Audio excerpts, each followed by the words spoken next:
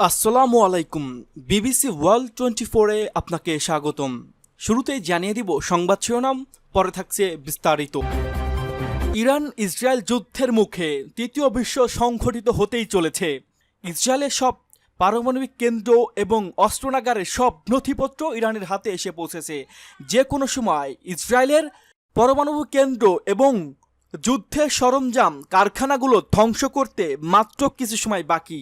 এরই মধ্যে আমাদের হাতে এসে পৌঁছেছে কিছু গুরুত্বপূর্ণ আন্তর্জাতিক সংবাদ। শুরুতেই শুনুন সংবাদ শিরোনাম। যুদ্ধের মুখে ইরান ইসরায়েল, ইঙ্গিত দিচ্ছে যে 5টি সংকেত। থাকছে বিস্তারিততে। ইসরায়েলের গোপন নথির অমূল্য ভাণ্ডার শীঘ্রই ফাঁস করা হবে, জানালেন ইরান। এবার ট্রাম্পকে ইয়েমেনের আল কায়দা নেতার হুমকি। আরও থাকছে লস অ্যাঞ্জেলসে উত্তেজনা চরমে। এবং সর্বশেষ জানিয়ে দিব ইসরায়েলি বাহিনীর অপহরণের কবলে গ্রেটা থুনবার্গের গাজামুখী জাহাজ।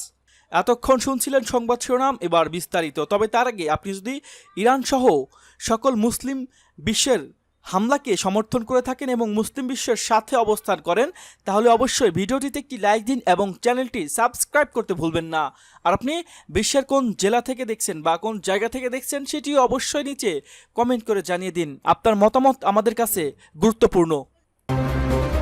যুদ্ধের মুখে ইরান ইসরায়েল, ইঙ্গিত দিচ্ছে যে 5টি সংকেত। মধ্যপ্রাচ্যে নতুন করে বড় যুদ্ধের ছায়া ঘনিয়ে আসছে। এদিকে ইরানের ক্ষেপণাস্ত্র সক্ষমতা ও পরমাণু কর্মসূচি এগিয়ে চলছে। অন্যদিকে ইসরায়েলে প্রকাশ্য সামরিক হামলার প্রস্তুতি বার্তা দিয়েছে। দুই দেশের হুমকি পাল্টা হুমকি সামরিক মহড়া ও ছায়াযুদ্ধে জড়িয়ে পড়া পরিস্থিতিকে ঠেলে দিচ্ছে এক ভয়াবহ সংঘাতের দিকে। বিশ্লেষকরা বলছেন ইরান ও ইসরায়েলের মধ্যে সরাসরি যুদ্ধে জড়িয়ে পড়ার সম্ভাবনা দিন দিন বেড়ে চলছে। যদি এ যুদ্ধ শুরু হয় তবে শুধু মধ্যপ্রাচ্য নয়, বৈশ্বিক নিরাপত্তা ও জ্বালানি সরবরাহ ব্যবস্থায় বড় ধরনের প্রভাব পড়বে। বিশেষ করে যুক্তরাষ্ট্রের সঙ্গে ইরানের চলমান পরমাণু আলোচনা স্থবির হয়ে পড়েছে এবং পশ্চিমা জোট ইসরায়েলের প্রতি বিরক্ত। এই প্রেক্ষাপটে যুদ্ধের আশঙ্কা আরও বেড়েছে।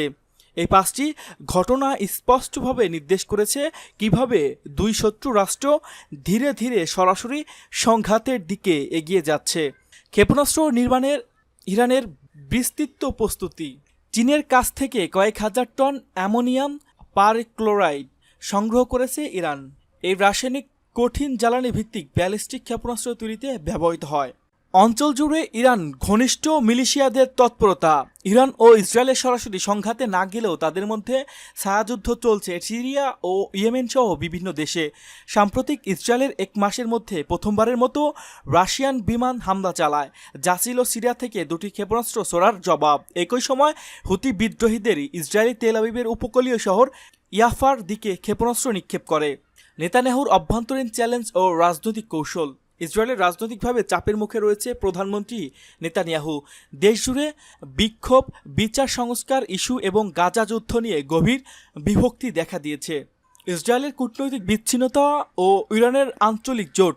পরবর্তী পদক্ষেপ কি হতে পারে? পরিস্থিতি ক্রমে উত্তপ্ত হয়ে উঠেছে। ইসরায়েল যখন নিজস্ব কৌশলে এগিয়ে যাচ্ছে, তখন ইরান ও আক্রমণের সম্ভাব্য প্রতিশোধের প্রস্তুতি নিচ্ছে। পরমাণু কর্মসূচি থেকে ইরান সরে যেতে রাজি নয়, অন্যদিকে ইসরায়েল তা থামাতে চায় যে কোনো মূল্যে। সামনের সপ্তাহগুলোতে ছোটখাটো সংঘর্ষ বড় ধরনের রূপ নিতে পারে, যদিও কূটনৈতিক পথে সমঝোতার সুযোগ চূড়ান্তভাবে ব্যর্থ হয়। বিশ্লেষণ অনুযায়ী মধ্যপ্রাচ্যে আরেকটি বৃহৎ যুদ্ধ শুরুর একটি ট্রিগার মুহূর্তের অপেক্ষা করছে। ইসরায়েলের গোপন নথির অমূল্য ভাণ্ডার শীঘ্রই ফাঁস করা হবে, জানালেন ইরান।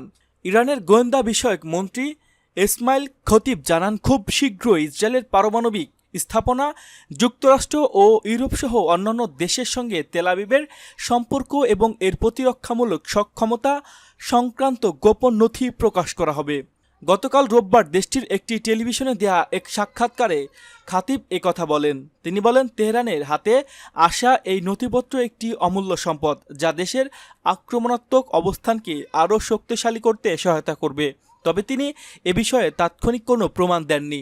মধ্যপ্রাচ্য একমাত্র পারমাণবিক অস্ত্রধারী দেশ হিসেবে বিবেচিত হলেও ইসরায়েল কখনোই তাদের পারমাণবিক অস্ত্রভান্ডার সম্পর্কে আনুষ্ঠানিকভাবে কোনো তথ্য প্রকাশ করেনি। দেশটির সরকার এখনও ইরানের হাতে নথি ফাঁসের বিষয়ে কোনো মন্তব্য করেনি। তবে গাজা যুদ্ধ চলাকালে তেহরানের হয়ে গুপ্তচর বৃত্তির অভিযোগে বেশ কয়েকজন ইসরায়েলকে গ্রেপ্তার করা হয়েছে।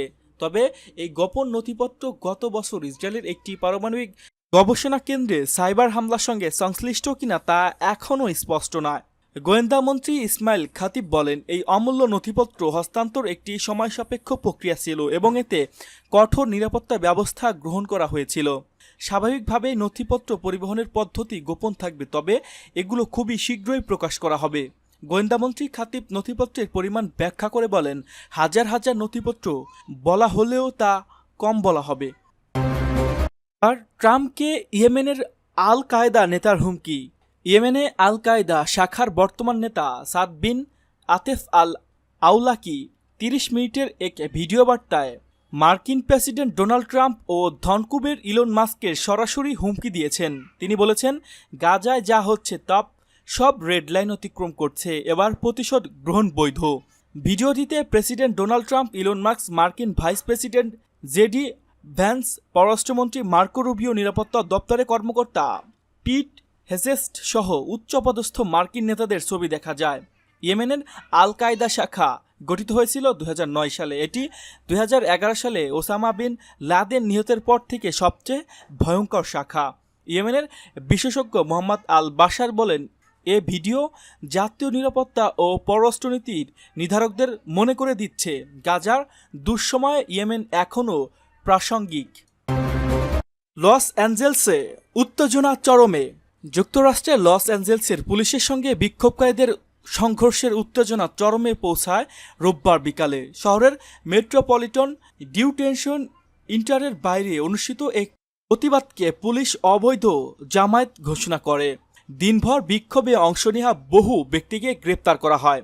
প্রেসিডেন্ট ডোনাল্ড ট্রাম্পের নির্দেশ লস অ্যাঞ্জেলসে মোতায়েন করা হয় প্রায় ৩০০ ন্যাশনাল গার্ড সদস্য, যাদেরকে তিনি বিদ্রোহী জনতার মোকাবেলা করতে পাঠিয়েছে। ট্রাম্প প্রশাসনের অভিবাসন ধরপাকড়ের প্রতিবাদে বিক্ষোভকারীরা স্থানীয় সময় বিকেল ৩টা ৩০ মিনিটে ১০১ ফ্রিওয়ে অবরোধ করে। পুলিশ কাঁদানে গ্যাস ও অন্যান্য প্রোটোপাইল ছুড়ে জনতাকে ছত্রভঙ্গ করে এবং সন্ধ্যা ৫টার মধ্যে মহাসড়ক মুক্ত করে। ততক্ষণে শত শত মানুষ আশপাশের সড়কে অবস্থান নিতে শুরু করে। এর আগে বিকেল ৩টার দিকে লস অ্যাঞ্জেলসের পুলিশ বিভাগ ঘোষণা করেছে, আলামেদা এলাকায় কারাগারের বাইরে থাকা একদল বিক্ষোভকারী অবৈধ জামায়াতের রূপ নিয়েছে এবং গ্রেপ্তার করা শুরু হয়েছে। এক্সে এলএপিডি জানায়, ২ স্ট্রিট থেকে আলিসো স্ট্রিট পর্যন্ত আলামোদা এলাকার জন্য অবৈধ জামায়াত ঘোষণা করা হয়েছে। ছত্রভঙ্গ হওয়ার নির্দেশ দেওয়া হয়েছে এবং গ্রেপ্তারও চলছে। ইসরায়েলি বাহিনীর অপহরণের কবলে গ্রেটা থুনবার্গের গাজামুখী জাহাজ।